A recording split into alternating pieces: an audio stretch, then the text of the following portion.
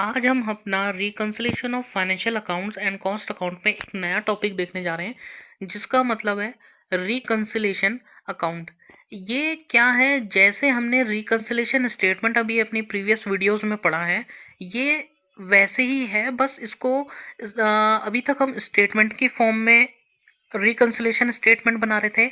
अब हम अकाउंट्स की फॉर्म में बनाएंगे। तो पहले यहाँ पे वीडियो को पॉज करें और ये थ्योरी को नोट कर लें। इसके बाद हम एक क्वेश्चन इस बार भी हम क्वेश्चन की हेल्प लेंगे और क्वेश्चन से समझेंगे कि कैसे रिकन्सिलिएशन अकाउंट बनता है। तो ये थ्योरी है, आपने अगर नोट कर लिया हो तो ये है इसका मेमोरेंडम रिकन्सिलिएशन अकाउंट। तो वीडियो को पॉज करके इस अकाउंट को भी आप यहाँ पे रिकॉर्ड कर लें, फिर क्वेश्चन से देखेंगे और इसका पूरा एक्सप्लेनेशन देखेंगे कि कैसे ये बनेगा। आई होप आपने ये नोट कर लिया होगा। चलिए स्टार्ट करते हैं। देखिए, अभी तक हमने फाइनेंशियल स्टेटमेंट्स बनाई थी, यानी रिकन्सिलिएशन स्टेटमेंट बनाई थी। तो स्टेटमेंट की फॉर्म में हम प्लस माइनस कर रहे थे। प्लस किसी चीज़ को अगर हमें ऐड करना होता था तो हम प्लस करते थे या माइनस करते थे, जो हम करते थे। लेकिन यहाँ पे क्या होगा, देखिए इसको एक बार फिर से इसको देखते हैं। देखिए, इसमें डेबिट साइड लिखा है लेफ्ट हैंड साइड में, और मेमोरेंडम अकाउंट का राइट हैंड साइड होता है क्रेडिट। अगर हमें किसी भी चीज को ऐड करना है, चाहे वो एक्सपेंस हो या इनकम हो, उसको हम हमेशा क्रेडिट करेंगे। अकाउंट मेमोरेंडम रिकन्सिलिएशन अकाउंट और मेमोरेंडम स्टेटमेंट में सिर्फ इतना ही फर्क होता है कि वहाँ हम ऐड लेस करते हैं, यहाँ पे हम डेबिट और क्रेडिट करेंगे। किसी भी चीज़ को अगर हमें ऐड करना है तो उसको क्रेडिट करेंगे, किसी भी चीज़ को अगर हमें लेस करना है तो हम डेबिट करेंगे। सिर्फ मेमोरेंडम रिकन्सिलिएशन अकाउंट और रिकन्सिलिएशन स्टेटमेंट और मेमोरेंडम रिकन्सिलिएशन अकाउंट में इतना ही डिफरेंस है जो अभी हमने डिस्कस किया। अब चलिए क्वेश्चन देखते हैं। क्वेश्चन से ये और आसानी से क्लेरिफाई होगा कि कैसे करते हैं। तो क्वेश्चन की तरफ मूव करते हैं। ये रहा question. The net profit of Ajanta manufacturing company limited appeared at ₹64,377 as per financial record. यानी फाइनेंशियल अकाउंट वालों का प्रॉफिट आ रहा है 64,377। Cost book however showed a net profit of ₹86,200। Cost book वाले कह रहे हैं कि 86,200 का क्या आएगा, प्रॉफिट आएगा। तो अब इसी चीज को जो डिफरेंस आ रहा है वो हमको चेक करना है। लेकिन और ये कुछ हमारे पास नीचे पॉइंट्स दिए गए हैं कि किसकी वजह से मिसमैच हो रहा है, और लास्ट में लिख दिया है कि prepare a reconciliation account. Question में ये मेंशन होके आएगा कि रिकन्सिलिएशन स्टेटमेंट बनानी है या रिकन्सिलिएशन अकाउंट बनाना है, और क्वेश्चन में ये भी मेंशन आएगा कि किसका प्रॉफिट सही लेना है और किसका गलत। तो उसके लिए देखिए यहाँ पे लिखा है prepare a reconciliation account showing the reconciliation between the figure of net profit as per cost account. यानी कि हमको कॉस्ट अकाउंट का प्रॉफिट लेना है और फिगर करना है, and figure of net profit at shown in financial book. यानी कि कॉस्ट अकाउंट का हमको प्रॉफिट लेना है। तो अगर हम कॉस्ट अकाउंट का प्रॉफिट लेंगे तो प्रॉफिट हमेशा किस तरफ आता है, profit and incomes are always come on the credit side of an account. तो जिसका प्रॉफिट लेंगे वो होता है गलत। ये मैं पिछली वीडियोस में आपको डिस्कस चुका हूँ। ये गलत और सही का कंसेप्ट हमने पिछली वीडियोस में देखा है, वही कंसेप्ट यहाँ पे यूज़ करेंगे। अगर आपने अभी तक वो वीडियोस नहीं देखी है तो पहले उन वीडियोस को देखें, क्योंकि उसमें मैं ये कंसेप्ट डिस्कस कर चुका हूँ। अगर वो वीडियो आपने नहीं देखी होगी तो यहाँ पर आपको कुछ भी समझ में आने वाला नहीं है। तो मेरी रिक्वेस्ट है कि पहले आप प्रीवियस वीडियोस देखें, उसके बाद ही इन वीडियोस को देखें। तो चलिए स्टार्ट करते हैं। अब देखिए, कॉस्ट अकाउंट का प्रॉफिट हमको कितना गिवन है, 86,200 गिवन है। तो net profit as per cost ledger आ चुका है 86,200। यानी कि जिसका प्रॉफिट लेंगे वो क्या होता है, हमेशा गलत। सही कौन होगा यहाँ पे, फाइनेंस वाले। यानी फाइनेंस वालों ने जो भी किया होगा हमको भी वही करना पड़ेगा। चेक करते हैं। देखिए, work overhead under recovered in cost account. Cost वालों ने 1560 रुपए के फैक्ट्री ओवरहेड्स थे जो कम ले रखे थे, तो फाइनेंस वालों ने तो पूरे लिए, कॉस्ट वालों ने छोड़ रखे। सही कौन है, फाइनेंस वाले। तो फाइनेंस वालों ने अगर इनको 1560 एक्सपेंस ले रखे थे तो हमको भी एक्सपेंस लेना पड़ेगा।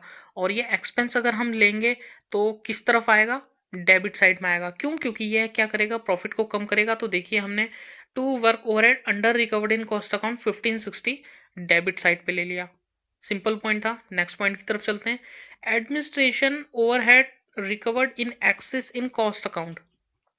कॉस्ट वालों ने ओवरहेड्स को ज़्यादा ले लिया है 850, फाइनेंस वालों ने इसको नहीं लिया, यानी फाइनेंस वाले कह रहे हैं 850 रुपीज़ का कोई भी एक्सपेंस नहीं था, यानी ज़्यादा नहीं था, आपने ले लिया है। सही कौन है? फाइनेंस वाले। अगर फाइनेंस वाले इस 850 को अपना एक्सपेंस नहीं मान रहे तो कॉस्ट वाले भी इसे अपना एक्सपेंस नहीं मानेंगे। अब क्योंकि ये एक्सपेंस अब नहीं रहा तो प्रॉफिट को बढ़ाएगा, और प्रॉफिट को अगर हमें बढ़ाना है तो किस तरफ लिखना पड़ेगा? अकाउंट की क्रेडिट साइड में। तो बस इसको लिखेंगे, देखिए by administration overhead recovered in excess in cost account 850 rupees credit में आ चुका है। नेक्स्ट पॉइंट की तरफ चलते हैं।